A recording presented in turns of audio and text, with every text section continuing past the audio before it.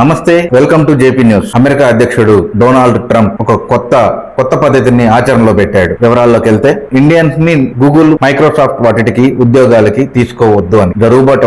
జరుగుతుందా? అది జరగదు. ఇండియన్స్ వద్దంటే యుఎస్ఏకి నష్టం. డొనాల్డ్ ట్రంప్ సహా విదేశాలతో నియామకాలను నిలిపివేయాలని గూగుల్, మైక్రోసాఫ్ట్ వంటి బడా టెక్ కంపెనీలు ఇటీవల అమెరికా అధ్యక్షుడు డొనాల్డ్ ట్రంప్ సందేశం పంపాడు. ట్రంప్ తీసుకున్న నిర్ణయానికి కారణాలు లేకపోలేదు. అమెరికా ఫస్ట్ అనే నినాదంతో ఎన్నికల్లో గెలిచి ట్రంప్ అక్కడ స్థానికులకు ఉద్యోగాలు కల్పించాలని ఉద్దేశంతో ఆదేశాన్ని పాస్ చేశాడంట. అయితే దీన్ని అమలు చేస్తే యుఎస్ఏ సాంకేతిక అభివృద్ధి మందగిస్తుందని కొందరు నిపుణులు తెలియజేశారు. జాతీయ వివాదం అమెరికా ఫస్ట్ ఎజెండాగా నిలిచేందుకు డొనాల్డ్ ట్రంప్ చేసిన వ్యాఖ్యలకు భారతీయులు నిరుత్సాహం పడ్డారు. రెండు కంపెనీలు యుఎస్ నుంచి ప్రయోజనం పొందుతున్నాయని చెబుతూ చైనా, భారతదేశం వంటి దేశాల్లో అవుట్ సోర్సింగ్ ఉద్యోగాలకు ఎత్తి చూపారు. అమెరికాలో ఉపాధిని పెంచేందుకు స్థానిక టెక్నాలజీ కంపెనీలు ముందుకు రావాలని కోరారు డొనాల్డ్ ట్రంప్. గూగుల్, మైక్రోసాఫ్ట్ వంటి కంపెనీలు బెంగళూరు, హైదరాబాద్ నగరాల్లో డెవలప్మెంట్ సెంటర్లకు నిర్వహిస్తున్నారని, భారత్ నియామకాలు ఆపివేయాలని ట్రంప్ హెచ్చరిక కంపెనీలను దీర్ఘకాలిక కార్యకలాపాలకు సవాలుగా మారింది. అప్పటికే యాపిల్ CEO టీమ్ కుక్లతో జరిగిన ప్రైవేట్ కార్యక్రమంలో ఇండియాలో కార్యకలాపాలు నిర్వహించడం తనకు